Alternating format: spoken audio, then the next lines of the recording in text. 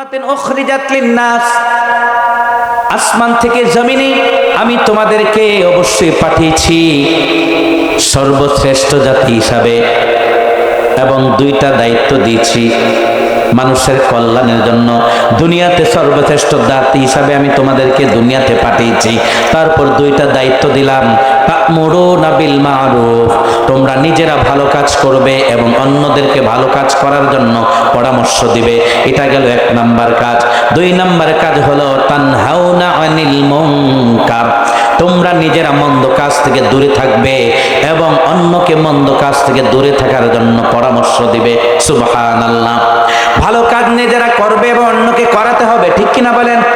আপনাকে আমাকে আল্লাহ তাআলা দুনিয়াতে পাঠিয়েছেন মুসলমান হিসাবে, অন্যের কল্যাণের জন্য, মানুষের কল্যাণের জন্য। আপনার আমার হাত দ্বারা অন্য কোনো মুসলমান যেন কষ্ট না পায় এমন কাজ করা যাবে না, ঠিক কিনা বলেন? আপনার আমার জবান দ্বারা এমন কাজ করা যাবে না, এমন কথা বলা যাবে না যে কথার কারণে অন্য কোনো মানুষ কষ্ট পায়, ঠিক কিনা বলেন? দয়াল নবী রাসূলুল্লাহ সাল্লাল্লাহু আলাইহি সাল্লাম জবান মুবারক ইরশাদ করেছেন, আল মুসলিমু মান সালিমাল মুসলিমুনা মিন লিসানিহি ওয়া ইয়াদিহি। বলুন সুবহানাল্লাহ। দয়াল নবী বলেছেন, প্রকৃত মুসলমান তো ওই ব্যক্তি যার জবান এবং হাত থেকে অন্য কোনো মুসলমান যতক্ষণ সে সেফ থাকে, নিরাপদে থাকে। সুবহানাল্লাহ। আমরা মনে করি নামাজ পড়লেই মনে মুসলমান হয়ে যায়, ঠিক কিনা বলেন? আমাদের ধারণা হয়তোবা নামাজ পড়লাম এটার নামই মুসলমান, রোজা রাখলাম এটার নামই মুসলমান, দান খয়রাত করলাম এটার নামই মুসলমান, জিয়ারত করলাম এটার নামই মুসলমান, জিকির করলাম, ইরশাদ করলাম, আওয়াবিন পড়লাম, পীরের দরবারে গিয়ে মুরিদ হয়ে মাহফিলে গিয়া জিয়ারত করলাম, নয় আমল করলাম, জিকির আসকার করলাম, আওয়াবিন পড়লাম, এটার নামই মনে হয় মুসলমান, ঠিক কিনা বলেন? কিন্তু আমার দয়াল নবী বলেছেন না না না। দয়াল নবী বলেছেন, আল মুসলিমু মান সালিমাল মুসলিমুনা মিন লিসানিহি ওয়া ইয়াদি, প্রকৃত মুসলমান তো ওই ব্যক্তি যার জবান এবং হাত থেকে অন্য কোনো ভাই যখন নিরাপদে থাকে।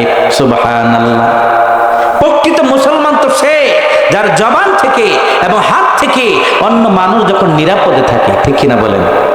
আপনি যদিও নামাজ পড়েন, যদিও রোজা রাখেন, আপনি যদিও দান খয়রাত করেন, যদিও তাহাজ্জুদ পড়েন, যদিও শবে বরাতের রোজা রেখেছেন, নফল রোজা রেখেছেন, নামাজ পড়েছেন, কিন্তু আপনি যদি কারোর গীবত করেন, শিকায়াত করেন, কিংবা আপনার হাত দ্বারা যদি আপনি সুদের টাকা লেনদেন করেন, কিংবা আপনার হাত দ্বারা যদি আপনি কাউকে থাপ্পড় মারেন, কিংবা আপনার কথার দ্বারা যদি অন্য কোনো মুসলমান কষ্ট পায়, তাহলে কি আপনি মুসলমান হতে পারবেন নাকি? কারণ এটা আমার কথা না, এটা স্বয়ং প্রিয় রাসূলের কথা, ঠিক কিনা বলেন? দয়াল নবী বলেছেন, আল মুসলিমু মান সালিমাল মুসলিমুনা মিন লিসানিহি ওয়া ইয়াদিহি, প্রকৃত মুসলমান তো সেই ব্যক্তি যার জবান এবং হাত থেকে অন্য কোনো মানুষ যখন নিরাপদে থাকে। সুবহানাল্লাহ। সহিহ বুখারী শরীফের হাদিস, عن سعد بن سعد رضي الله تعالى عنه قال قال رسول الله صلى الله عليه وسلم من يضمن لي ما بين لحييه وما بين رجليه أضمن له الجنة رواه البخاري। বলুন সুবহানাল্লাহ। দয়াল নবী সাহাবী হযরত সাহাল ইবনে সাদ রাদিয়াল্লাহু তাআলা আনহু থেকে হাদিসটি বর্ণিত। তিনি বলেন, রাসূলুল্লাহ সাল্লাল্লাহু আলাইহি সাল্লাম জবান মুবারকে ইরশাদ করেছেন, লজ্জাস্থান এবং জবান এই দুইটা অঙ্গের আমার কোন উম্মত যদি জিম্মাদারি হতে পারে, লজ্জাস্থান এবং জবান এই দুইটা অঙ্গে, মাত্র দুইটা অঙ্গ, বেশি চায় না। জবান দ্বারা মানুষ কি করে? গালি দেয়, গীবত করে, শিকায়াত করে, পরনিন্দা করে, মানুষকে কটাক্ষভাবে কথা বলে, ঠিক কিনা বলেন? এই জবান এবং লজ্জাস্থান এই দুইটা অঙ্গের কেউ যদি জিম্মাদারি হতে পারে যে আমি জবান দ্বারা কাউকে গালি দেই নাই, জবান দ্বারা কারো বাপ মা তুলে গালি দেই নাই, জবান দ্বারা আমি কারোর সমালোচনা করি নাই, গীবত করি নাই, লজ্জাস্থানকে আমি সেভ করেছি, আমি পরকিয়া করি নাই, আমি জেনা করি নাই, আমি হালালভাবে হালাল পন্থায় যেভাবে সেটা ব্যবহার করা দরকার সেভাবে করেছি। এই লজ্জাস্থান এবং জবান এই দুইটা অঙ্গের মাত্র কেউ যদি জিম্মাদারি হতে পারে, তাহলে আমার দয়াল নবী বলেছেন, বুখারীর বর্ণনায় রয়েছেন, দয়াল নবী বলেছেন ওই ব্যক্তিটাকে জান্নাতে নেওয়ার জন্য আমি জিম্মাদারি হলাম। সুবহানাল্লাহ। আল্লাহ রাসূল যদি আমাদের জান্নাতে নেওয়ার গ্যারান্টেড দেয়, আমাদের আর কিছু লাগবে? কিন্তু গ্যারান্টেড তার জন্যই দিবেন, তার জন্য গ্যারান্টেড হবে যা এই দুইটা অঙ্গ সেফ থাকবে, ঠিক কিনা বলেন? লজ্জাস্থানের অপব্যয় করতে গেলে নির্দিষ্ট একটা কামরা দরকার, নির্দিষ্ট একটা রুম দরকার, বাসা দরকার, ঠিক কিনা বলেন? আর জবানটার যদি অপব্যয় করতে চান, আপনি যেখানে ইচ্ছা সেখানে এটার অপব্যয় করতে পারেন, ঠিক কিনা বলেন? গীবত কি পার্সোনাল ভাবে করতে হবে, যে একটা রুমে গিয়ে নিরিবিলি দরজা বন্ধ করে গীবত করতে হবে? লজ্জাস্থানে যদি অপব্যয় করতে চান, সেটার জন্য নির্দিষ্ট একটা পরিবেশ দরকার, বলুন নাউযুবিল্লাহ, ঠিক কিনা বলেন?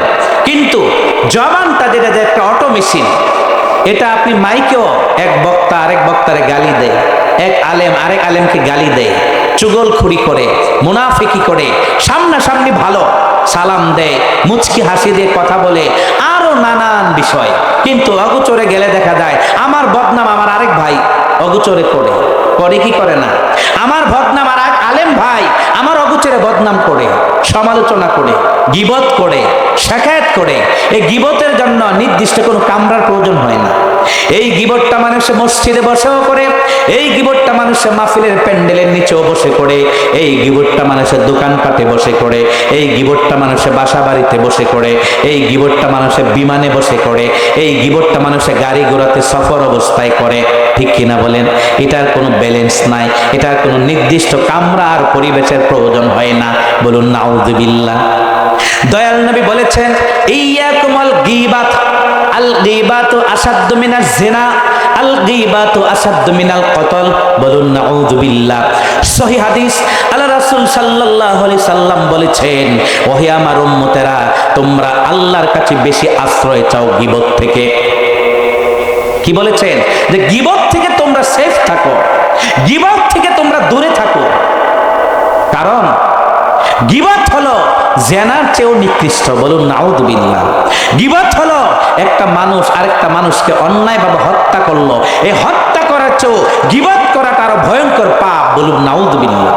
অথচ আমরা রাজনীতির ময়দানে গিয়ে এক দলের ভাই আরেক দলের ভাইকে বিভিন্নভাবে আক্রমণাত্মকভাবে, হিংসাত্মকভাবে একজন আরেকজনকে গালি দেয়, এটা সেটা করি, এটা সেটা বলি, বলুন নাউযুবিল্লাহ। করে কি করে না?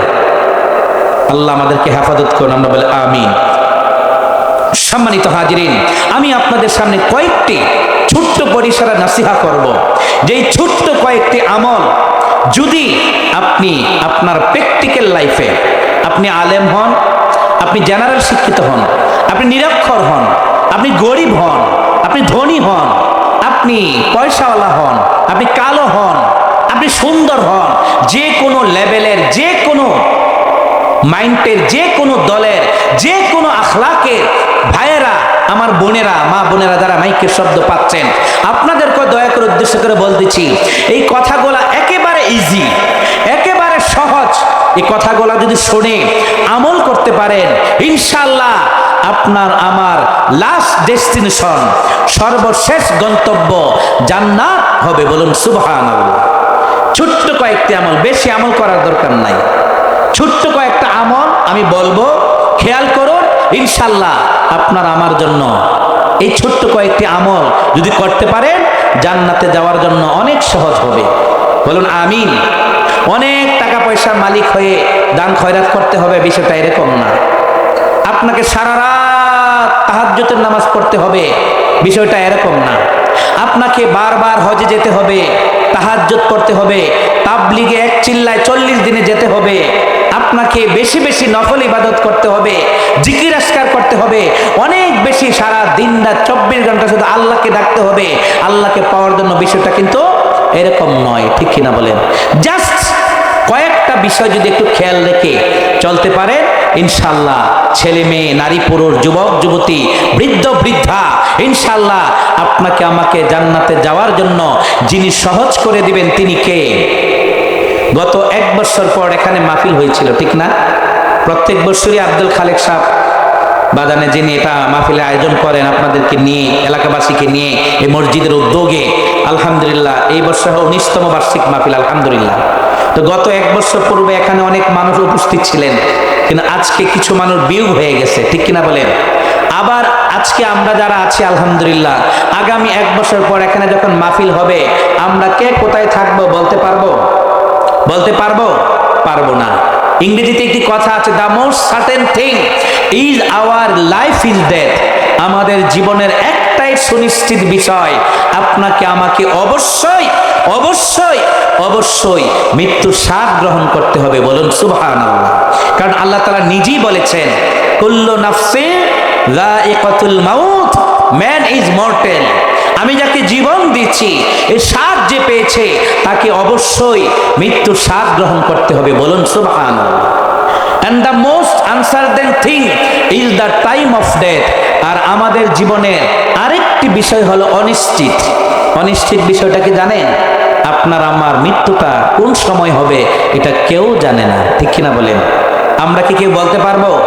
কিছুদিন আগেও এক হুজুর ইমাম সাহেব মাগরিবের পরে বয়ান করতে গিয়ে এ মাহফিলের সামনে উনি খুতবা শেষ করছে, মিডিয়াতে, পত্রিকায়, সোশ্যাল মিডিয়াতে, ফেসবুকে, ইউটিউবে আপনারা দেখেছেন। আমার মতো মসজিদের ইমাম সাহেব উনি বয়ান করতে গিয়ে স্ট্রোক করেছে। শনিবারে স্ট্রোক করেছিল, সোমবারে উনি রফিকে আল্লাহর ডাকে চলে গেছে। আমরা সকলেই বলি ইন্না লিল্লাহি ওয়া ইন্না ইলাইহি রাজিউন। তো উনি জুমার দিন জুমা পড়াইছে, শনিবারের দিন জোহর পড়াইলো, আসর পড়াইলো, মাগরিব পড়ে বয়ান করতে আসছে। উনি কি কল্পনা করেছিলেন ওনার কপালে আর এশার নামাজ নাই? আমরা আজকে যারা এখানে আছি, আমাদের মৃত্যু যে কোনো সময় হতে পারে কি পারে না? এই ঈমান আকীদা আছে কি না? আল্লাহ তাআলা বলেছেন, ইযা জাআ আজালুহুম লা ইস্তাখিরুনা সাআতাও ওয়া লা ইস্তাকদিমুন। আমি আল্লাহ রাব্বুল আলামিন তোমাদেরকে যে মৃত্যু দিয়েছি, এই মৃত্যু থেকে তোমরা কত কিছুই না করো, পলায়ন করো, অসুস্থ হলে হাসপাতালে যাও, ডাক্তারের কাছে যাও। কেন যাও? যেন তোমাদের মৃত্যু না হয়, কিনা বলেন? সুস্থ থাকার জন্য।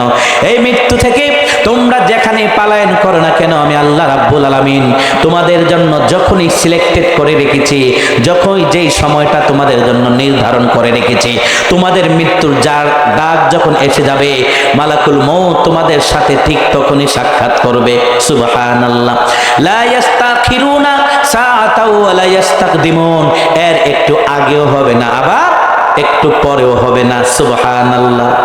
আল্লাহ বলেছেন, মৃত্যু যখন তোমার সাথে সাক্ষাৎ করা প্রয়োজন ঠিক তখনই করবে, এর একটু আগেও করবে না, পরেও করবে না। অনেক মানুষ দেখবেন বছরের পর বছর বিছানায় পইরা রয়েছে। করোনা গেল, ভয়াবহ করোনা ভাইরাস গেল, ডেঙ্গু জ্বর, এটা সেটা কত ধরনের বালা মুসিবত যাচ্ছে, ভূমিকম্প গেছে, তারপর ওই মানুষটা এখনো 2 বছর, 5 বছর, 10 বছর, 15 বছর যাবৎ বিছানায় পইরা শুয়ে আছে। আছে নাকি নাই? বিকতলার একজন ভাই আছে না, বাজারে যে ব্যবসা করে, রিয়াজ ভাই, মোতালেব ভাই, যে হাড়ি পাতিলের চরমনাই পীর দরবারের মুরিদ, আলহামদুলিল্লাহ। মোতালেব ভাইয়ের ভাই অর্থাৎ রিয়াজ, যে ওনার বাবা যে দীর্ঘদিন যাবৎ অসুস্থ কিনা, বিছানায় পড়া। অত সুস্থ সুস্থ মানুষ টপ করে হঠাৎ করে মারা যাচ্ছে, কিন্তু আমাদের ওই ভাইটা, প্রিয় ভাইটা এখনো বেঁচে আছে। বলুন আলহামদুলিল্লাহ। এরকম হাজারো আব্দুল্লাহ, হাজারো আল্লাহর বান্দা, হাজারো নারী পুরুষ। আমাদের গ্রামের একটি ছেলে 5 বছর বয়সে টাইফয়েড হয়েছে, ওই ছেলেটা 38 বছর বয়সে মারা গেছে। আলহামদুলিল্লাহ বলেন। 4-5 বছর বয়সে টাইফয়েড হয়েছে, প্রতিবন্ধী হয়েছে। এই গত বছর, এখন 1 বছর হয় নাই, 8-9 মাস হবে মেবি। 8-9 মাস আগে ছেলেটা টোটালি, আমি যেমন এখন বসে আছে ঠিক এমনি বসে থাকতো, লড়তে পারতো না, ঘাড়ও নাড়তে পারতো না, পাও লাগতে পারতো না, হাতও লাগতে পারতো না। হাতগুলো এমন হয়ে গেছিল, বাঁকা হয়ে গেছিল, শুধু 2টা ঠোঁট নড়তো। এই চেয়ারে বসে, হুইল চেয়ারে বসে, আর মানুষ দৈরা দৈরা আপনার শোয়াইতো।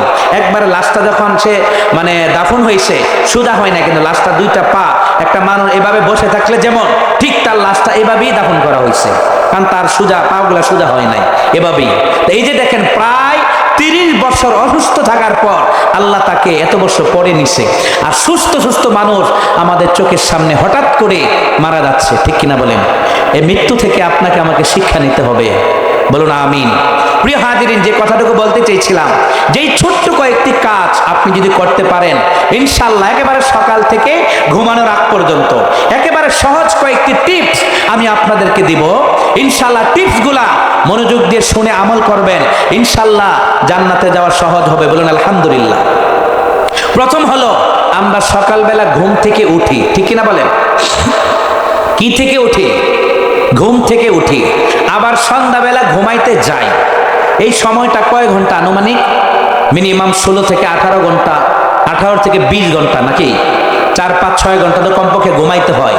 এই 18 ঘন্টা ঘুম থেকে ঘুম থেকে উঠলেন, আবার বিছানায় ঘুমাইতে যাইবেন, এই যে লং টাইম, এই সময়টা কি কাজগুলা করলে আপনার আমার জান্নাতে যাওয়া সহজ হবে, এই বিষয়গুলো আপনাদেরকে একটু বলবো, ইনশাআল্লাহ শুনবেন তো?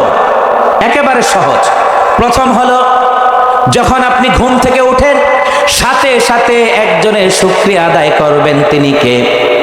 ঘুম থেকে ওঠার পর কমপক্ষে 3 বার পড়বেন আলহামদুলিল্লাহ, আলহামদুলিল্লাহ, আলহামদুলিল্লাহ। সাথে সাথে একটা কালেমা পড়বেন। কালেমাটা হলো লা ইলাহা ইল্লাল্লাহু মুহাম্মাদুর রাসূলুল্লাহ। বলুন সাল্লাল্লাহু আলাইহি সাল্লাম। এটা কেন পড়বেন? কারণ প্রিয় নবী রাসূলুল্লাহ সাল্লাল্লাহু আলাইহি সাল্লাম জবান মোবারকে ইরশাদ করেছেন, আমার উম্মত এক সময় এমন আসবে, ফিতনার যুগ, এমন কঠিন ফিতনা ফাসাদ সমাজে দেখা যাবে, যারা ঘুমানোর সময় মুসলমান অবস্থায় ঘুমাইতে যাইবে, কিন্তু ঘুম থেকে উঠবে মুশরিক অবস্থায়, কাফের অবস্থায়। বলুন নাউযুবিল্লাহ। এজন্য সকালবেলা ঘুম থেকে উঠে আপনি আপনার ঈমানটাকে নবায়ন করবেন, আপনি আপনার ঈমানটাকে আবার পরিপূর্ণ করবেন কালেমা শরীফ পড়ে। বলুন সুবহানাল্লাহ। এজন্য 3 বার আলহামদুলিল্লাহ, আলহামদুলিল্লাহ, আলহামদুলিল্লাহ পড়ার পর প্রথম যে কাজটা, আলহামদুলিল্লাহ 3 বার পড়ার পর লা ইলাহা ইল্লাল্লাহু মুহাম্মাদুর রাসূলুল্লাহ সাল্লাল্লাহু আলাইহি সাল্লাম, এই ছোট্ট দোয়াটা পড়বেন। এটা গেল প্রথম কাজ। তারপর হলো আমাদের প্রিয় নবী রাসূলুল্লাহ সাল্লাল্লাহু আলাইহি সাল্লামের শিখানো দোয়া। দোয়াটা হলো আলহামদুলিল্লাহিল্লাযী আহইয়ানা বাদামা আমাতানা ওয়া ইলাইহিন নুশুর। পারলে এই দোয়াটাও পড়বেন, এটা হাদিসের মধ্যে আসছে।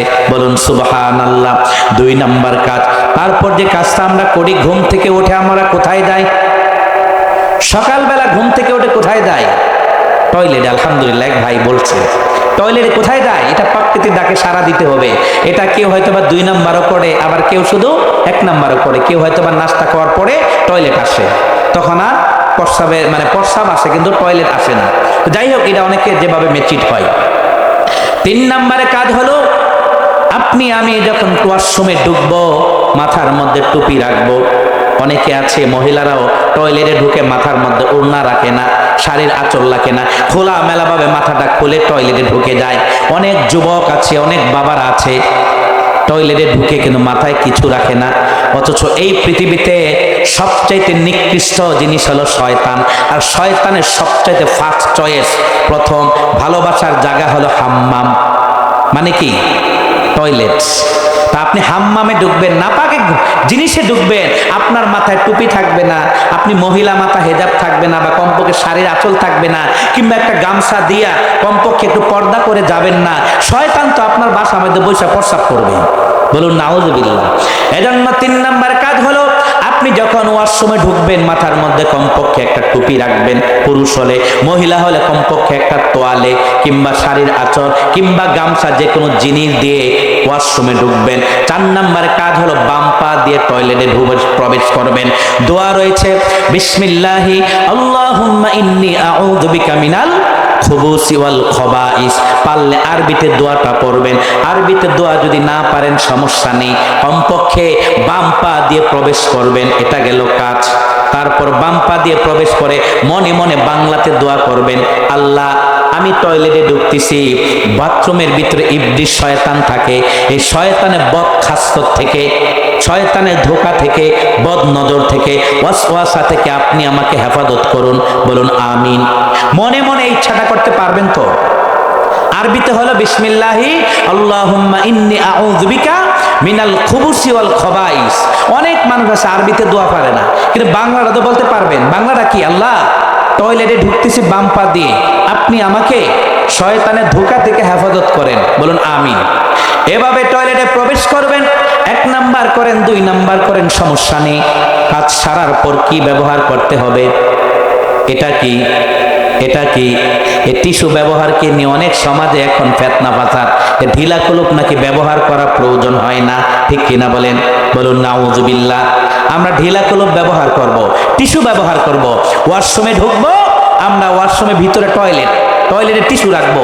অনেক বড় লোক ফ্যামিলিতে আমি অনেক সময় যাই, প্রায় ঘরেতে বাসাতে থাকে, আবার বাসা বাড়ি অনেক সাজানো গোছানো, পরিপাটি ফার্নিচার, সিরামিডের জিনিস, এসি টিসি সব আছে, কিন্তু ওয়াশরুম গেলে দেখা যায় ফাঁকা, আসল জিনিস নাই। এরকম খাচ্চর মার্কা মুসলমান আসেনি? দামি দামি জিনিস আছে, সব আছে, কিন্তু ওয়াশরুমে গেলে দেখা যায় ইটা নাই।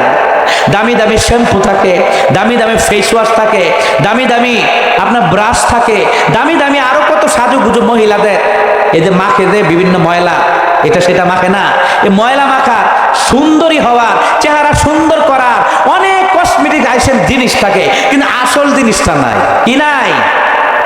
এমন খাচ্চর কিপটা মার্কা মুসলমান আসেনি? আল্লাহ হেদায়েত দান করেন, বলে আমিন। একজন মুসলমান হিসাবে পাক পবিত্র থাকার জন্য আপনার টয়লেটে দামি এসি থাকুক, আর টাইলস করা থাকুক, আর টিনের টয়লেট হোক, যেটাই থাকুক আর না থাকুক, কমপক্ষে একটা রশি দিয়ে পেছানো কিংবা কাঠ ঢুকাইয়া, কিংবা যদি সুন্দর টয়লেট হয় ওই বক্সের মধ্যে একটা টিস্যুর বক্স থাকবে, ঠিক কিনা বলেন? এটা মুসলমান হিসাবে রাখতে হবে। তারপর যে কাজটা করবেন, টয়লেট পেপার ব্যবহার করে আলাদা যদি উজুখানার ব্যবস্থা থাকে আলাদা করাই হলো সবচেয়ে ভালো। আর যদি অ্যাডজাস্ট করা টয়লেট এবং গোসলখানা হয়, তাহলে অবশ্যই আপনি মনে মনে জিহ্বা ঠোঁট না নেড়ে মনে মনে বিসমিল্লাহ বলে উজু করবেন। যদি বাইরে গিয়ে উজু করতে পারেন, প্লেস থাকে, ওইটা হলো সবচেয়ে ভালো। কিন্তু বাইরে নাই, যেমন আমার বাসা 6 তলা, আমার একটাই টয়লেট ভাড়া থাকি, এখন আর কোনো আলাদা কোনো প্লেস নেই, ট্যাপ নেই, আমার ভিতরেই করতে হবে। এখন আমি নিয়ত করে বাইরে থেকে যখন ঢুকি, বিসমিল্লাহ বইলা ঢুকি, যে উজু যখন করব এই বিসমিল্লাহটা আদায় হয়ে যাবে। আবার যখন উজু শুরু করবেন, মনে মনে জিহ্বা ঠোঁট না নেড়ে বিসমিল্লাহির রহমানির রহিম পড়ে সুন্দরভাবে ধীরস্থিরভাবে উজু করবেন। কমপ্লিট করে ডান পা দিয়ে টয়লেট থেকে বের হবেন, ঠিক কিনা বলেন? কারণ টয়লেট থেকে দুনিয়ার জমিনটা হলো পাক পবিত্র, এজন্য ডান পা দিয়ে অবশ্যই বের হবেন। নিজেরা বের হবেন, পরিবার পরিজন ছেলে মেয়ে আওলাদ যারা আছে তাদেরকেও ডান পা দিয়ে বের হওয়ার জন্য পরামর্শ দিবেন। আর দোয়াটা পড়বেন, গুফরানাকা আলহামদুলিল্লাহিল্লাযী আযহাবা আন্নিল আযা ওয়া আফানি, বলুন সুবহানাল্লাহ। এভাবে দোয়াটা পড়বেন। যদি দোয়া না পারেন, কমপক্ষে ডান পা দিয়ে বের হবেন। বের হওয়ার পর যদি উজু করে থাকেন, একটা দোয়া পড়বেন। দোয়াটা হলো আশহাদু আল্লা ইলাহা ইল্লাল্লাহু ওয়াহদাহু লা শারীকা লাহু ওয়া আশহাদু আন্না মুহাম্মাদান আবদুহু ওয়া রাসূলুহু, বলুন সুবহানাল্লাহ। দয়াল নবী জবান মোবারকে তিনি ইরশাদ করেছেন, আমার উম্মত যারা সুন্দরভাবে উত্তমভাবে উজু কমপ্লিট করে, উজু করতে গিয়ে অনেকে তাড়াহুড়া করে কি করে না। আমি বাজারে ইমামতি করি, তো অনেক মুসল্লিদের দেখি কিভাবে 10 সেকেন্ডের মধ্যে উজু ফিনিশ, 20 সেকেন্ডের মধ্যে উজু ফিনিশ, ট্যাপ সাইরা কি করে না করে, এভাবে মনে খেলামেলা করে, পানি ঢুকায় না কি করে, মনে বিদ্যুতের গতিতে উজু করে, বলুন নাউজুবিল্লাহ। এরকম নাম করা মুসলমান আসে নাকি? নাই, আসে না। আপনি কেবলামুখী হয়ে উজু করবেন, নিয়ত আছে কেবলামুখী, আমার মসজিদে কেবলামুখীও আছে, বিপরীত পাশও আছে। আপনার যদি নিয়ত থাকে আমি কেবলামুখী হয়ে উজু করবো, এটা একটা সুন্নত। বিপরীত পাশে উজু করা গুনাহের কাজ, এটা বলবো না, তবে সুন্নতের বরখেলাপ। যদি দেখেন পশ্চিম পাশে ফিলাপ, আপনি পূর্ব পাশে বসবেন, কিন্তু নিয়ত থাকার কারণে পূর্ব পাশে বসে উজু করার কারণেও আল্লাহ তাআলা আপনাকে সুন্নতের সওয়াব দিবেন, সুবহানাল্লাহ। তারপর সুন্দরভাবে যখন কালেমার শাহাদাত পাঠ করবেন, আল্লাহ রাসূল সাল্লাল্লাহু আলাইহি সাল্লাম বলেছেন, ওই শাহাদাত পাঠ করা ব্যক্তি ইন্তেকালের পর তার জন্য আল্লাহ তাআলা জান্নাতের 8টা দরজা খুলে দিবেন, যে কোনো দরজা দিয়ে সে প্রবেশ করতে পারবে, বলুন সুবহানাল্লাহ। উজু করার পর দোয়াটা কি? সবাই বলেন একবার, আশহাদু আল্লা ইলাহা ইল্লাল্লাহু ওয়াহদাহু লা শারীকা লাহু ওয়া আশহাদু আন্না মুহাম্মাদান আবদুহু ওয়া রাসূলুহু। এই দোয়াটা পড়বেন। এই দোয়াটা সবাই মোটামুটি আলহামদুলিল্লাহ সবাই পারি না? পারি কিনা? এই দোয়াটা করতে গেলে পকেটে টাকা খরচ হবে, মুখে ব্যথা করবে, অনেক সময়ের প্রয়োজন। জাস্ট একটা জিনিস দরকার, সেটা হলো সহি একটা নিয়ত, সিদ্ধান্ত একটা দরকার যে আমি আমলটা করবো ইনশাআল্লাহ। আজকে থেকে নিয়ত করে, এতদিন পড়েন নাই হয়তো বা জানতেন না, কিন্তু আজকে থেকে নিয়ত করে সামনে যতদিন বেঁচে থাকবো ইনশাআল্লাহ প্রত্যেক দিন যেখানে আমরা উজু করব, উজু করার পর কালেমার শাহাদাতটা পাঠ করব, বলুন আলহামদুলিল্লাহ, বলেন আমিন। তারপর আমরা ফজরের পর উজু করলাম, উজু করার পর কি করি? নামাজ পড়ি। উজু কি শুধু এমনি এমনি করি না, নামাজের জন্য। ঘুম থেকে ওঠার পর কয়েকটা আমলে কথা বললাম, টয়লেটে ঢোকার আগে পরে কয়েকটা বললাম, তারপর কি করি আমরা? নামাজের নিয়ত করি। নামাজ কয় রাকাত? ফজর নামাজ কয় রাকাত? কয় রাকাত? 4 রাকাত। যদি মসজিদের নিয়ত থাকে নামাজ পড়া, ইনশাল্লাহ যে কোনো দিন, রমজানে হোক, রমজানের আগে পরে যে কোনো সময় হোক, যদি মসজিদের নিয়ত থাকে, আপনারা দয়া করে উজুটা বাসা বাড়িতে করে সুন্নতটা বাসা বাড়িতে পড়বেন। এটা আমাদের প্রিয় নবীর সুন্নত, বলুন সুবহানাল্লাহ। যদি মসজিদে এসে সুন্নত পড়েন, ফরজও পড়েন, গুনাহ হবে এটা আমি বলবো না, তবে একটা সুন্নত থেকে আপনি বঞ্চিত হলেন। আরেকটা দামি সুন্নত হলো, আপনি বাসা থেকে উজু করে মসজিদ পর্যন্ত আসলেন, 1 মিনিট 2 মিনিট 3 মিনিট হাঁটাহাঁটি করে আসলেন, এই জমিনটা আল্লাহর কাছে আপনার জন্য মাগফিরাত কামনা করবে। সুবহানাল্লাহ। এই জমিনটা আল্লাহর কাছে বলবে, আল্লাহ সে বাড়ি থেকে উজু করে আমার জমিনের উপর দিয়ে সে হাঁটতেছে, প্রত্যেকটা সেকেন্ডে সেকেন্ডে আল্লাহর কাছে জমিন মাগফিরাত কামনা করবে, আল্লাহর কাছে দোয়া করবে, সেকেন্ডে সেকেন্ডে আপনার অ্যাকাউন্টে সওয়াব ঢুকবে, বলুন সুবহানাল্লাহ। এজন্য উজু করে মসজিদে হাইটা যাইবেন, এটা বিশাল একটা নিয়ামত, বিশাল একটা সওয়াবের কাজ। এটা করলে কি পকেটে টাকা খরচ হবে? বাড়তি কোনো ঝামেলা হবে না, একেবারে নিট অ্যান্ড ক্লিন ফ্রেশ। বাসা বাড়িতে অ্যাডজাস্ট করা হোক, অ্যাটাচ করা হোক, অবশ্যই আপনি আমি বাড়িতে টিউবওয়েলে উজুটা করে আমরা মসজিদে আসব। আরেকটি কথা না বললেই নয়, অ্যাডজাস্ট করা যাদের টয়লেট আছে, ওই যে বললাম শয়তানের সবচাইতে পছন্দের জায়গা কোনটা? জবাব দেন, আবার দেন। টয়লেট। টয়লেট অনেকে অ্যাডজাস্ট করা টয়লেট থাকে না, মনে করেন দরজাটা এই যে, অনেকের দরজাটা এইভাবে চাপ দিয়ে শুধু রাখে, আংটাটা লাগায় না, আছে নাকি নাই? আংটাটা লাগাইলে নিঃসন্দেহে ইবলিস শয়তান আপনার এখানে আইসা ধোকা দিতে পারবে না। আর টয়লেটের দরজাটা চাপ দিয়ে রাখলেন, কারণবশত একটু ফাঁক হয়ে রইল, সারাদিন যতক্ষণ ফাঁক থাকবে আপনার ঘরের মধ্যে বরকত থাকবে না। শয়তান ইবলিস খন্নাস আপনার ঘরের মধ্যে ধোকা দিবে, ইবাদতের স্বাদ পাবেন না, মজা পাবেন না, কারণ অ্যাডজাস্ট করা টয়লেট আপনি খোলা রাখছেন। লং টাইম খোলা রাখা যাবে না, ঢুকতে যতক্ষণ লাগে ততক্ষণ খোলা থাকবে, ঢুকবেন সাথে সাথে আবার লাগাই ফেলবেন, আবার কাজ শেষ আবার বের হয়ে আবার সাথে সাথে দরজাটা আংটাটা এভাবে লাগাই ফেলবেন, তাহলে কমপ্লিট শেষ। বুঝতে পারছেন? এটা কিন্তু দুষ্টু জিনেরা বসবাস করে বাসা বাড়িতে। কেন? অ্যাডজাস্ট করা টয়লেট গুলা অনেক সময় দেখা যায় ফাঁকা করে রাখে, ঠিক কিনা বলেন? সম্মানিত হাজিরিন, ফজরের নামাজ কয় রাকাত? 4 রাকাত, 2 রাকাত সুন্নত বাসা বাড়িতে পড়বেন সম্ভব হলে, নতুবা মসজিদে পড়বেন। আর যদি বাসা বাড়িতে টোটাল নামাজ পড়েন, 2 রাকাত সুন্নত পড়বেন, 2 রাকাত ফরজ পড়বেন। নামাজ শেষ, নামাজ পড়ার পর ফরজের পর আল্লাহু আকবার একবার বলবেন। কয়বার? একবার বলার পর আস্তাগফিরুল্লাহ আস্তাগফিরুল্লাহ আস্তাগফিরুল্লাহ কয়বার? 3 বার। 3 বার পড়ার পর আল্লাহুম্মা আনতাস সালাম ওয়া মিনকাস সালাম তাবারাকতা ইয়া যাল জালালি ওয়াল ইকরাম, পারলে দোয়াটা পড়বেন। তারপর যে আমলটা করবেন, আল্লাহুম্মা আজিরনি মিনান নার। কয়বার? কয়বার? কয়বার? প্রিয় নবী সাল্লাল্লাহু আলাইহি সাল্লাম বলেছেন, যারা ফজর নামাজের পর কারোর সাথে কথা বলার আগে মাত্র এই দোয়াটা 7 বার পড়বে, আল্লাহুম্মা আজিরনি মিনান নার, আল্লাহ আপনি আমাকে ভয়ঙ্কর কবর আযাব থেকে রক্ষা করুন, বলুন আমিন। এই দোয়াটা কেউ যদি পড়ে ফজর নামাজের পর পড়লে, ফজর থেকে মাগরিব এই সময়ের ভিতরে ওই ব্যক্তি যদি মারা যায়, আল্লাহ রাব্বুল আলামিনের বন্ধু আমাদের নবী বলেছেন, আল্লাহ তাআলা তাকে কবরের আযাব থেকে, ফিতনা থেকে তাকে পরিপূর্ণ নিরাপদে রাখবেন, বলুন সুবহানাল্লাহ। দোয়াটা কি? আল্লাহুম্মা আজিরনি মিনান নার। কয়বার? সুনানে তিরমিজি, সুনানে ইবনে মাজাহ, সুনানে নাসাই, সুনানে আবু দাউদ শরীফের মধ্যে হাদিসটা আসছে। আল্লাহ রাসূলের সাহাবী ছিল হযরত মুসলিম ইবনে হারিস তামিম রাদিয়াল্লাহু তাআলা আনহু। তিনি বললেন, রাসূল সাল্লাল্লাহু আলাইহি সাল্লাম ওনার কানে কানে বললেন, হে আমার সাহাবী, তুমি কিংবা আমার কোনো উম্মত যদি ফজর নামাজের পর, ফরজ পড়ার পর কারোর সাথে কথা বলা আগে, শর্ত দিয়ে দিছে, যদি নামাজের পর কথা বইলা ফেলেন কারোর সাথে, তারপর দোয়া পড়েন, তাহলে কিন্তু ফজিলত পাবেন না।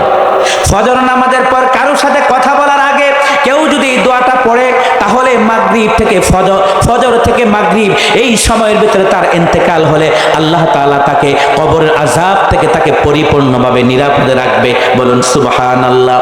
আমলটা করবেন, তারপর পড়বেন আল্লাহু লা ইলাহা ইল্লা হুয়াল হাইয়ুল কাইয়ুম, বিসমিল্লাহ বলে আয়াতুল কুরসি পড়বেন। আল্লাহ রাসূল সাল্লাল্লাহু আলাইহি সাল্লাম বলেছেন, যারা 5 ওয়াক্ত নামাজের পর আয়াতুল কুরসি একবার পড়ে কিংবা শুনে, আপনি আয়াতুল কুরসি পারেন না, কিন্তু সওয়াব যখন দরকার, কথা বুঝেন নাই? মনে করেন অনেক মানুষ আয়াতুল কুরসি পারে না, কিন্তু সোয়াবটা কিভাবে কামাই করবে জানেন? যে পারে আয়াতুল কুরসি তারে গিয়ে বলবেন, ভাই একটু আয়াতুল কুরসিটা পড়েন। স্ত্রীকে পারলে স্ত্রীকে বলবেন, বৌমা পারলে বৌমাকে বলবেন, সন্তান পারলে সন্তানকে বলবেন, কিংবা আপনাদের টাচ মোবাইল থাকে, মোবাইলের কাছে একটু রেকর্ডিং, এটা আপনার রেকর্ডিং রাখবেন, কিংবা অডিও ভিডিও ডাউনলোড করে রাখবেন। নামাজের পর আয়াতুল কুরসিটা আপনি পারেন না, কি করবেন? সোয়াব দোকামাই করতে হবে। সেই ক্ষেত্রে আপনি আয়াতুল কুরসিটা মোবাইলটা কানের মধ্যে লাগাইয়া শুনবেন, ইনশাআল্লাহ পরিপূর্ণ সোয়াব হয়ে যাবে। বলুন সুবহানাল্লাহ। তারপর যে আমলটা করবেন, বিসমিল্লাহিল্লাযী লা ইয়াদুররু মা ইসমিহি শাইউন ফিল আরদি ওয়ালা ফিস সামাই ওয়া হুয়াস সামিউল আলিম। পারলে এই দোয়াটা পড়বেন কয়বার? 3 বার। আল্লাহ রাসূল সাল্লাল্লাহু আলাইহি সাল্লাম বলেছেন, যারা ফজর নামাজের পরে এই দোয়াটা 3 বার পড়বে, সামনে মাগরিব পর্যন্ত এই সময়ের ভিতরে দুনিয়ার কোনো ব্ল্যাক ম্যাজিক, জাদুটোনা, কোনো কালো বা জাদু, আপনার কোনো শত্রু, আপনার কোনো দুশমন, আপনার কোনো মুনাফিক, আপনার কোনো প্রতিবেশী, আপনার কোনো আত্মীয় স্বজন আপনাকে কোনো ধরনের ক্ষতি করতে পারবে না। বলুন সুবহানাল্লাহ। এজন্য দোয়াটা পারলে 3 বার পড়বেন। তারপর যে আমলটা করবেন, বিসমিল্লাহির রহমানির রহিম কুল হুয়াল্লাহু আহাদ কমপ্লিট করবেন। বিসমিল্লাহির রহমানির রহিম কুল আউযু বিরাব্বিল ফালাক কমপ্লিট করবেন। বিসমিল্লাহির রহমানির রহিম কুল আউযু বিরাব্বিন নাস, 3টা সর্বশেষ 3টা সূরা বিসমিল্লাহ করে একবার করে পড়ে হাতের মধ্যে 3 বার 3টা ফু দিবেন। বিসমিল্লাহির রহমানির রহিম 3টা ফু দিয়ে আপনার সমস্ত শরীরটা আপনি মাসেক করবেন। তারপর আবার বিসমিল্লাহ বলে 3টা সূরা পড়বেন, সূরা পরে আবার 3 বার ফু দিবেন, আবার সমস্ত চেহারাটা শরীরটা আপনি মাসেক করবেন। তারপর আবার লাস্ট এন্ড ফাইনাল সর্বশেষ আবার আপনি বিসমিল্লাহ বলে 3টা সূরা পড়ে আপনার হাতের মধ্যে ফু দিবেন। ফু দেওয়ার পর এভাবে সমস্ত শরীর যখন মাসেক করবেন, ইনশাআল্লাহ এই ফজর থেকে মাগরিব এই সময়ের ভিতরে পৃথিবীর কোনো দুশমন, শত্রু, মুনাফিক, ব্ল্যাক ম্যাজিক, জাদুটোনা, কালো জাদু ইত্যাদি আপনার কুফরি কালাম বিন্দু পরিমাণও আপনাকে ক্ষতি করতে পারবে না। বলুন সুবহানাল্লাহ। আমরা হুজুরের কাছে গিয়ে দোয়া চাই, হুজুর একটু পানি পড়া দেন, হুজুর একটা তাবিজ লেখা দেন, তদবির দেন, ঠিক আছে তাবিজ জায়েজ, কিন্তু নিজের আমলটা হলো সবচেয়ে বড় তাবিজ। নিজে মাগরিবের পরে ফজরের পরে এই আমলটা করবেন, ইনশাআল্লাহ আপনার আর কোনো তাবিজ তবিজ লাগবে না। আপনার আমলটা পাক পবিত্র, তবে শর্ত কিন্তু আছে, পাক পবিত্র অবস্থায় করতে হবে। ফজর নামাজ পড়ছেন, উজু চইলা গেছে, তাহলে আমলগুলা করতে কিন্তু এই সওয়াব পাবেন না। মানে সওয়াব হবে কিন্তু এটার যে একটা মহত্ব আছে, মহত্ব থাকবে না। এজন্য ফজর নামাজের পর সাথে সাথে কয়েকটা এই আমল করে ফেলবেন। তারপর কয়েকবার দুরূদ শরীফ পড়বেন, আস্তাগফিরুল্লাহ পড়বেন, আল্লাহর কাছে ক্ষমা চাইবেন। তারপর সম্ভব হলে সূরা হাসরের শেষ 3 আয়াত আউযু বিল্লাহিস সামিউল আলিম মিনাশ শাইতানির রাজিম একা একা পড়েন, যৌথভাবে পড়েন, সমস্যা নেই, তবে একা একা পড়া ভালো। তারপর হলো সুবহানাল্লাহ 33 বার, আলহামদুলিল্লাহ 33 বার, আল্লাহু আকবার 33 বার, 3 33 কত হলো? 99। তারপর 100 মিলাতে হবে একটা দোয়া পড়ে। দোয়াটা কি? লা ইলাহা ইল্লাল্লাহ ওয়াহদাহু লা শারীকা লাহু লাহুল মুলক ওয়া লাহুল হামদ ওয়া হুয়া আলা কুল্লি শাইইন কাদির। বলুন সুবহানাল্লাহ। আর যদি এটা না পারেন 33 বার সুবহানাল্লাহ, 33 বার আলহামদুলিল্লাহ, 34 বার আল্লাহু আকবার। সুবহানাল্লাহ পড়তে গিয়ে কিন্তু পয়সা গুনলেন না, টাকা গুনলেন না। এই যে আসেনি দ্রুত দ্রুত দ্রুত ফাওয়াইলুল লিল মুসাল্লিন, এমন মুসল্লি হাজারো আছে। পড়বেন ধীরে স্থির ভাবে, সুবহানাল্লাহ সুবহানাল্লাহ সুবহানাল্লাহ, আলহামদুলিল্লাহ আলহামদুলিল্লাহ আলহামদুলিল্লাহ, আল্লাহু আকবার আল্লাহু আকবার আল্লাহু আকবার। এটা না পড়ে আমরা পড়ি কি সুবহানাল্লাহ সুবহানাল্লাহ সুবহানাল্লাহ সুবহানাল্লাহ সুবহানাল্লাহ সুবহানাল্লাহ, আলহামদুলিল্লাহ আলহামদুলিল্লাহ আলহামদুলিল্লাহ, শেষ, ফিনিশ। বলুন নাউযুবিল্লাহ। এই তামাশা না করে আপনি চুপ থাকবেন, আপনার কমপক্ষে গুনাহ হবে না। চুপ থাকাটার মধ্যে সওয়াব আছে, গুনাহ না করা এটাই সওয়াবের কাজ। আপনি এভাবে পড়ে গুনাহ কামাচ্ছে, আপনি কিচ্ছু করার দরকার না, একদম ঠান্ডা মাথায় চুপ থাকেন, জবান বন্ধ রাখেন, ইনশাআল্লাহ আপনার গুনাহ হবে না। তার মানে কি সেকেন্ডে সেকেন্ডে সওয়াব হবে। কারণ মসজিদে বসে আছেন, জায় নামাজে বসে আছেন, ফাটিতে বসে আছেন, নামাজের জায়গায় বিছনা বসে থাকলেও তো সওয়াব, ঠিক কিনা বলেন? কিন্তু ফাওয়াইলুল মুসাল্লিন হবেন না। রুকু ঠিকভাবে দিবেন, সিজদা ঠিকভাবে দিবেন, তাসবিহগুলো ঠিকভাবে পড়বেন। তারপর দেখে দেখে সূরা ইয়াসিন পারলে পড়বেন, ওয়াকিয়া পারলে পড়বেন, মুখস্থ আলহামদুলিল্লাহ সূরা পারেন, ফালাক পারেন, নাস পারেন, না ইখলাস পড়ছেন, কাফিরুন পারেন, ফিল পারেন, ইন্না আতাইনাকাল কাউসার, যা পারেন কমপ্লিট কিছু আমল করার পর ইনশাআল্লাহ কমপক্ষে 2 মিনিটের জন্য হলে একটু দোয়া করবেন। ইমাম সাহেবের সাথে যেটা করেন সেটা তো করবেনই, কিন্তু নিজের দোয়াটা নিজে সবচেয়ে ভালো। নিজে আমার দোয়াটা আমি নিজের জন্য করলাম, একা একা কাকুতি মিনতি করে, কান্না নাই, চোখের পানি নাই, একটা অভিনয় করেন, কাকুতি মিনতি আল্লাহর কাছে চান। ইনশাল্লাহ এই দোয়া আমল করার মাধ্যমে ইনশাল্লাহ আপনার আমার নামাজটাকে যিনি কবুল করে নেবেন তিনি কে? আল্লাহ। ফজর গেল, তারপর কি সকালবেলা আমরা একটু হাঁটাহাঁটি করি, বাসা থেকে বের মসজিদে ঢুকি, মসজিদে ঢুকলে দোয়া আছে, বিসমিল্লাহি ওয়াসসালাতু ওয়াসসালামু আলা রাসূলিল্লাহ আল্লাহুম্মা ইফতাহলি আবওয়াবা রাহমাতিক। পারলে দোয়াটা পড়বেন, না পারলে কমপক্ষে ডান পা দিয়ে ঢুকবেন, আবার বের হওয়ার সময় বিসমিল্লাহি ওয়াসসালাতু ওয়াসসালামু আলা রাসূলিল্লাহ আল্লাহুম্মা ইন্নী আসআলুকা মিন ফাদলিক। পারলে দোয়াটা পড়বেন, না পারলে সমস্যা নেই, তবে মসজিদ থেকে বের হওয়ার সময় কোন পা? বাম পা দিয়ে বের হতে হবে। তারপর যে আমলটা করবেন সেটা হলো বাসা থেকে যখন বের হবেন বিসমিল্লাহি তাওয়াক্কালতু আলাল্লাহ লা হাওলা ওয়ালা কুওয়াতা ইল্লা বিল্লাহ দোয়া পড়বেন। তারপর সালাম দিবেন, বাসা বাড়িতে ঢুকতে সালাম, বের হইতেও সালাম। তারপর জোহর নামাজ পড়বেন, 4 রাকাত সুন্নত, 4 রাকাত ফরজ, কমপক্ষে 2 রাকাত সুন্নত, টোটাল কয় রাকাত? 10 রাকাত। তারপর আবার জোহরে পড়ো সুবহানাল্লাহ, আলহামদুলিল্লাহ, আল্লাহু আকবার, তাসবিহগুলো যতটুকু পারেন পড়বেন। তারপর সকালে যে নাস্তা খাবেন, নাস্তা তো ভুলে গেছি, নাস্তা খাওয়ার শুরুতে বিসমিল্লাহি ওয়া আলা বারাকাতিল্লাহ কিংবা বিসমিল্লাহির রহমানির রহিম কিংবা বিসমিল্লাহ এভাবে পড়তে হবে। কারণ খাবারের শুরুতে বিসমিল্লাহ ছাড়া খাইলে এই খাবারটা শয়তানের জন্য হালাল হয়ে যায়, মুমিনের জন্য হারাম হয়ে যায়, বলুন নাউযুবিল্লাহ। এজন্য খাবারের শুরুতে বিসমিল্লাহি ওয়া আলা বারাকাতিল্লাহ, খাবারের শুরুতে ভুলে গেছেন, মাঝে মনে হয়েছে বিসমিল্লাহি আউলাহু আখরা, তারপর সর্বশেষ আলহামদুলিল্লাহিল্লাযী আত'আমানা ওয়া সাকানা ওয়া জাআলানা মিনাল মুসলিমিন। তারপর জোহর পড়লেন, জোহরের পরে আবার খাবার খাইলেন, খাবারের শুরুতে দোয়া আর পরে দোয়া। তারপর আসর পড়লেন, আসরের পর আবার সুবহানাল্লাহ, আলহামদুলিল্লাহ, আল্লাহু আকবার এগুলা পড়বেন, আয়াতুল কুরসি পড়বেন, ইখলাস ফালাক নাস পারলে পড়বেন। তারপর যেটা মাগরিব, মাগরিবের পরে আবার ওই যে ফজরের যে আমলগুলা মাগরিবের পরে একটু আবার করার চেষ্টা করবেন। মাগরিবের পর কেউ যদি আল্লাহুম্মা আজরিনি মিনান নার কয়বার? 7 বার কেউ যদি পরে মাগরিব থেকে ফজর এই সময়ের ভিতরে কেউ যদি মারা যায়, আল্লাহ তাআলা তাকে কবরের ভয়াবহ আযাব থেকে তাকে পরিপূর্ণ নিরাপদে রাখবেন, বলুন সুবহানাল্লাহ। মাগরিবের পরও কারোর সাথে কথা বলার আগে সম্ভব হলে 6 রাকাত অবিন পড়বেন। তা যদি না পারেন কমপক্ষে 2 রাকাত সুন্নতের পর কমপক্ষে 2 রাকাত নফল নামাজ পড়বেন। ইন্নাল আবদা ইয়াতাকাররাবু ইলাইয়া বিন নওয়াফিল, হাদিসে কুরসির মধ্যে আসছে, আল্লাহ তাআলা বলেছেন আমার বান্দারা নফল ইবাদতের মাধ্যমে আমার নৈকট্য হাসিল করবে। সুবহানাল্লাহ। বলে না যে ফরজ ইবাদত, বলে নাই কিন্তু ফরজ নামাজের মাধ্যমে আমার নৈকট্য হাসিল করবে, এটা কিন্তু বলে নাই। কারণ ফরজটা তো ফরজ পড়তেই হবে, এটা বাধ্যতামূলক, কিন্তু নফলটা মানুষে গাফিলতি করে পড়তে চায় না।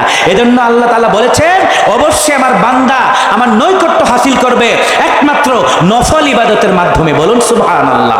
মাগরিবের পর আল্লাহুম্মা আজরিনি মিনান নার 7 বার পড়বেন। তারপর বিসমিল্লাহিল্লাযী লা ইয়াদুররু মা ইসমিহি শাইউন ফিল আরদি ওয়ালা ফিস সামাই ওয়া হুয়াস সামিউল আলীম। এই দোয়াটা 3 বার পড়বেন। ওই যে ফজরের সময় যে আমলগুলা করেছেন, তারপর সুবহানাল্লাহ 33 বার, আলহামদুলিল্লাহ 33 বার, আল্লাহু আকবার 33 বার, তারপর লা ইলাহা ইল্লাল্লাহ ওয়াহদাহু লা শারীকা লাহু লাহুল মুলকু ওয়া লাহুল হামদ ওয়া হুয়া আলা কুল্লি শাইইন কাদির, এটা পড়বেন। তারপর আয়াতুল কুরসি পড়বেন। তারপর সুবহানাল্লাহ, আলহামদুলিল্লাহ, আল্লাহু আকবার 33 33 34 বার এগুলা পড়বেন। তারপর আল্লাহুম্মা আনতাস সালাম ওয়া মিনকাস সালাম তাবারাকতা ইয়া যাল জালালি ওয়াল ইকরাম। আপনি ফরজ নামাজের পর ইমাম সাহেব যে দোয়া করে, দোয়াটা জরুরি নয়, কেউ যদি দোয়া করে সমস্যা নেই, আবার কেউ যদি দোয়া নাও করে তাতে কোনো সমস্যা নেই। কারণ আসসালামু আলাইকুম রাহমাতুল্লাহ, আসসালামু আলাইকুম রাহমাতুল্লাহ, 2 সালাম ফিরাইছেন, আপনার নামাজ শেষ। ঠিক কিনা বলেন? নামাজের ভিতরে এটা ইবাদত শেষ। আর যে আমরা দোয়াটা করি, কেউ যদি দোয়া বসে বসে করে, হাত ছেড়ে করে, এটাও চলে। আবার কেউ যদি 2 হাত তুলে করে, সম্মিলিত করে, তাতেও কোনো সমস্যা নেই। আমরা কেন দোয়া করি? ফরজ নামাজের পর দোয়া আল্লাহর কাছে বেশি কবুল হয়, এজন্য আমরা ফরজ নামাজের পর 2 হাত তুলে আল্লাহর কাছে একটু দোয়া করি। কেউ যদি না করে তাতেও কোনো সমস্যা নেই, না করলেও তাকে বাধা দিবেন না যে কেন করেন না।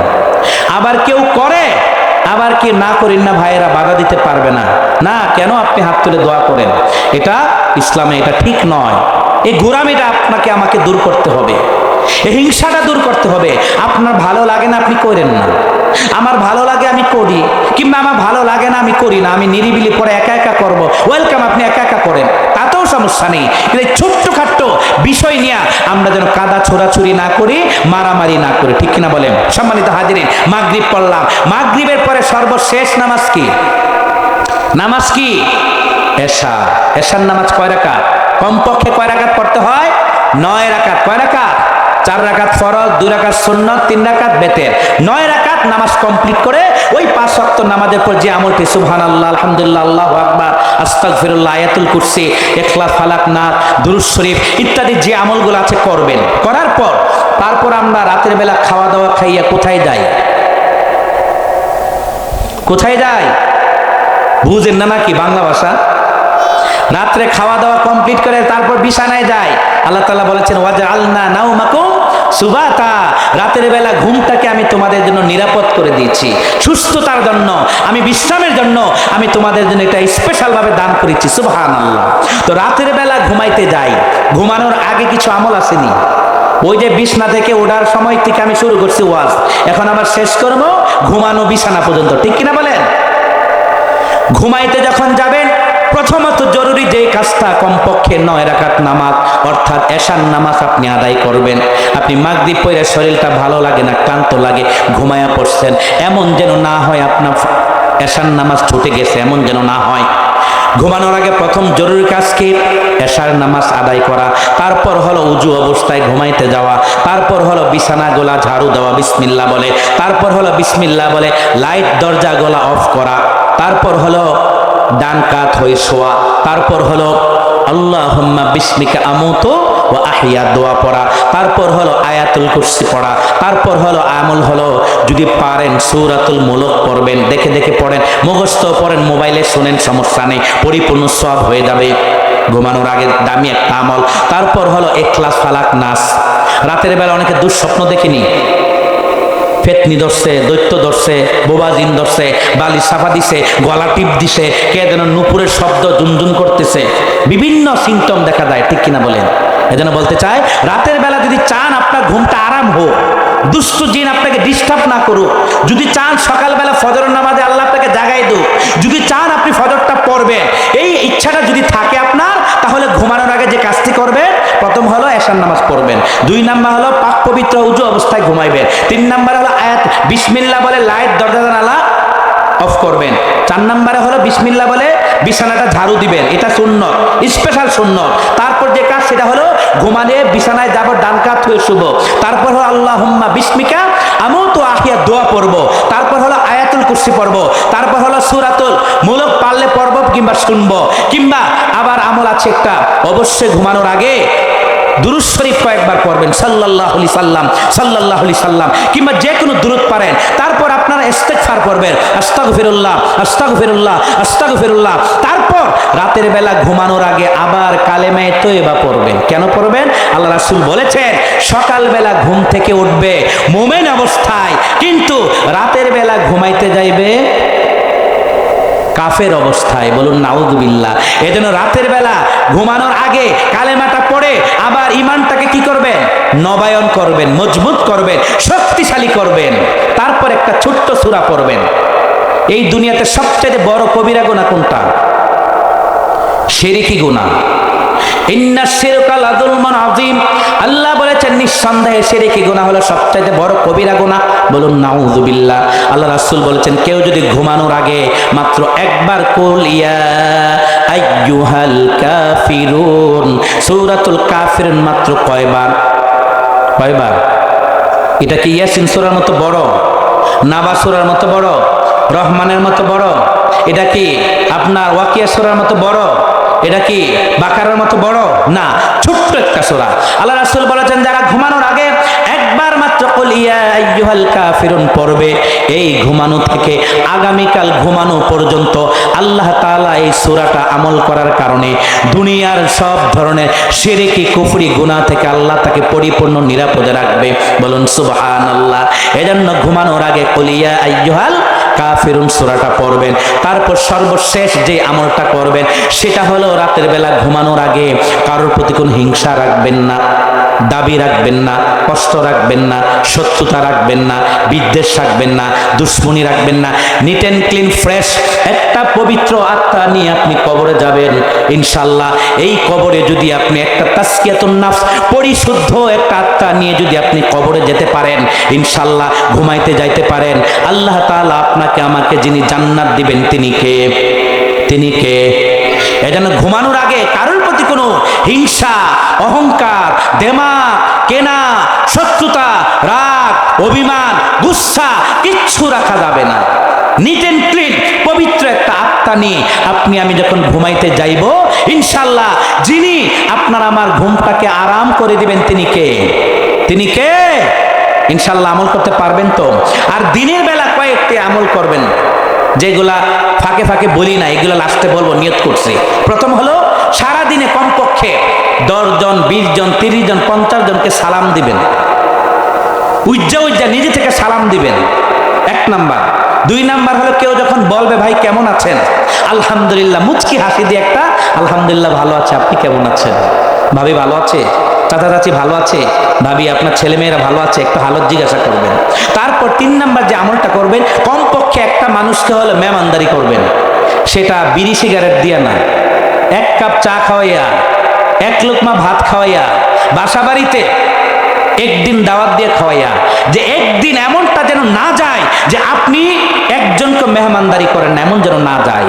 তারপর যে আমলটা করবেন, প্রতিদিন কমপক্ষে 2 টাকা, 5 টাকা, 10 টাকা, এমনিতে তো দান করিনি, তারপরে স্পেশাল ভাবে কমপক্ষে একটা দিন যেন না যায় যে আজকে সারা দিন আপনি গরিব হন তারপরে 2 টাকা দান করেন না, এমন যেন না যায়। বুঝতে পারছেন? তারপর সারাদিনে কমপক্ষে 20, 30, 40, 50 বার, সকালে, বিকালে, দুপুরে, সন্ধ্যায়, ঘুমানোর আগে, ঘুম থেকে উঠে যখনই পারেন কমপক্ষে কয়েকবার ইস্তিগফার করতে হবে, আস্তাগফিরুল্লাহ, আস্তাগফিরুল্লাহ, আস্তাগফিরুল্লাহ। এবং সারাদিনে মনে মনে গুনগুন করে কমপক্ষে সাল্লাল্লাহু আলাইহি সাল্লাম, সাল্লাল্লাহু আলাইহি সাল্লাম, সাল্লাল্লাহু আলাইহি সাল্লাম এই দুরূদ শরীফটা পড়বেন। এবং সারাদিনে কমপক্ষে আল্লাহর কাছে এমন একটা দিন যেন না যায় যে আপনি কোরআনটা হাতে নেন নাই। বলতে পারেন হুজুর আমি তো কোরআন পড়তে পারি না, সমস্যা নেই, পারলে কোরআনটা একটু এভাবে পাক পবিত্র অবস্থায় ধরবেন, দইরা বুকের সাথে মিলাবেন, চুমু দিবেন, কোরআনটা আউযুবিল্লাহ বিসমিল্লাহ বলে একটু খুলবেন। কিচ্ছু পারেন না, মুখস্থ কয়েকটা সূরা তো পারেন, এই সূরাগুলো খুলবেন আর আলহামদুলিল্লাহি রাব্বিল আলামিন আর রহমানির রহিম সূরাটি পড়বেন। ইখলাস পারেন, মুখস্থ পড়েন, আর আপনি এমনি মিলান। একুরেট মিলাইতে হবে না, কোরআনের যে কোনো জায়গায় খুলেন আর হাতটা দ্বারা মিলান, কোরআনটাকে একটু চুমু দেন, বুকের সাথে মিলান আর বলেন কোরআন আমি তো তোকে শিখতে পারি নাই, দেখে দেখে পড়তে পারি না, তুই আমাকে অভিশাপ দিস না, তুই আমাকে বদদুয়া দিস না। এভাবে যখন কোরআনের সাথে একটু প্রেম করবেন, ভালোবাসার লেনদেন করবেন, ইনশাআল্লাহ এই কোরআন হাসরের ময়দানে আপনার জন্য অবশ্যই সুপারিশ করবে। বলুন সুবহানাল্লাহ। অনেক মুসলমান আছে যারা কোরআন পড়ে না, কোরআন থেকে অনেক দূর, আপনি ধরতে পারেন নাই, কমপক্ষে মসজিদের ভিতরে গিয়ে ওই যে হুজুরে যে তাকের উপরে রাখছে ওখানে 1 নজর তাকাবেন। পৃথিবীতে কয়েকটা জিনিস আছে, তাকাইলেই সওয়াব। বাবা মার চেহারার দিক তাকাইলেই সওয়াব, আল্লাহর ঘর খানায় কাবার দিক তাকাইলেই সওয়াব, নবীজির রওজা মোবারক তাকাইলেই সওয়াব, কোরআন শরীফ যেখানে থাকে আপনি দূরে থেকে তাকাইছেন এটাই সওয়াব। বলুন সুবহানাল্লাহ। এজন্য আপনি প্রতিদিন কমপক্ষে কোরআনের সাথে একটু প্রেম করবেন। তারপর প্রতিদিন এমন যেন না যায় যে আপনি মুখস্থ কয়েকবার সূরা ফাতিহা পড়েন নাই, ইখলাস পড়েন নাই, এটা যেন আপনার জীবনে না যায়। প্যারা হাজিরিন, আল্লাহ তাআলা যে কয়েকটি কথা বলেছি এই কথাগুলোর উপর আগে আল্লাহ যেন আমাকে পরিপূর্ণভাবে আমল করার তৌফিক দান করে। আমরা বলি আমিন। আমার কথাবার্তায় যদি কোনোদিন মিস্টেক হয়ে থাকে, ভুল হয়ে থাকে, আমার আল্লাহ তাআলা যেন আগে আমাকে ক্ষমা করে দেয়। আপনার সকলে বলেন আমিন। ওমা আলাইনা ইল্লাল বালাগ।